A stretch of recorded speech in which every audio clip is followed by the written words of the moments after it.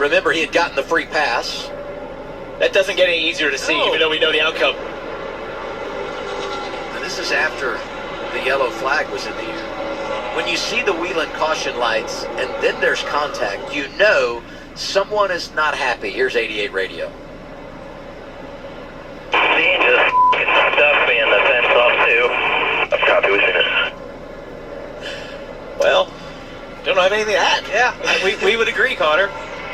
That checks. It was one of those things, though, that the 26 was probably clear for just a second. It felt like he had what he needed, and he tried to get back away from it. It was just too late. Kim, do you have more on the 26 car? I just noticed Yeah, the Dean 3 came on on the there. radio and said, I did not mean to race him like that. I just got a little bit tight.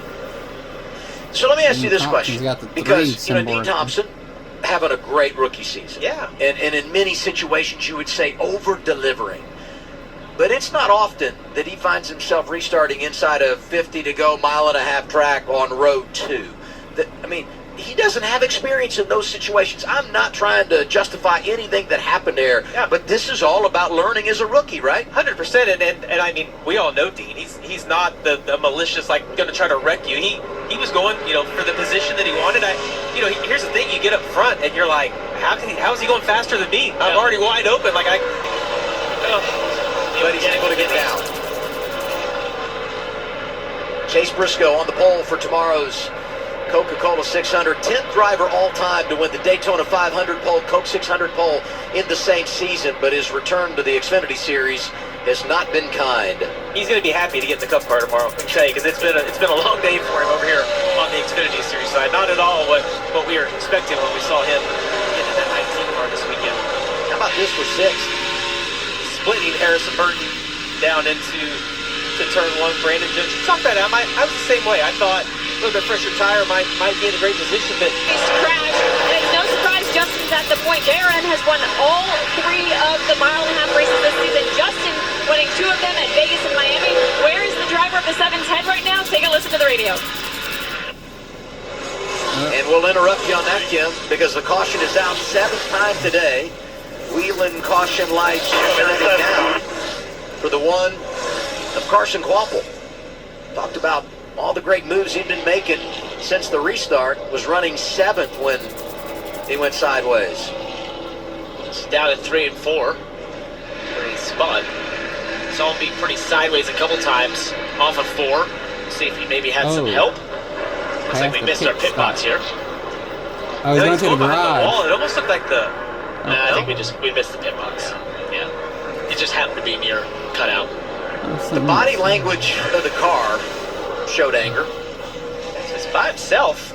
Oh, he gets loose. No. All right, I have something to admit. I did that exact same thing in this race here last year. I actually ended up hitting this inside wall down here at the pit wall. He gets away with it. He did it way better. But that's you get lulled into a sense of security running that top side. You see all that sealer on there. That's the bumps. You can almost see the ripples in the racetrack. And sometimes if you just overcook it a little bit, that right rear starts to almost hop as we go on board with Nick Sanchez. Look, you see that wiggle hop, and then the car's gone. You've overheated the rear tires. There's no grip. It starts bouncing almost over those sealers and those bumps, and away she goes from you. And that's where you end up spun out. Yeah, and Sanchez was like, well, I thought I was loose, but that's loose.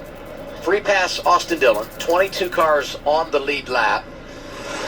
If you're Allgaier, you last pitted at 145, so you got over 30 laps on your tires here. Stops under caution, just over 20 laps to go, Dylan. Nick Sanchez will be the first one to peel off. He told Patrick Donahue, the crew chief, don't change anything. I don't want to be too tight on this final run. They'll just put their last set of sticker tires on and add fuel. Kim? As you see the 88 of Connor Zillage, they'll put fuel and sticker tires on it. He was reporting just a little bit tight condition. He's been battling that all day, so you see that chassis adjustment to try and free him up for this last run. Your reaction? Well, into the report on the 48. If I was Nick's crew chief, I would be like, yeah, no problem, but we're not changing a thing, and I'd like tighten it up right now. A little bit. Right. Just give me a little. This is going to be really, really interesting. William Byron among the drivers that made a pit stop there. Here, and he's going to have about 4, 5. Wow. Here's Allgaier radio. It's open pit. Pit. I stayed out. Pit. I relayed your message. Yeah, I know. I said pit, but whatever, got what we got. That's miscommunication. They started the day with some communication issues.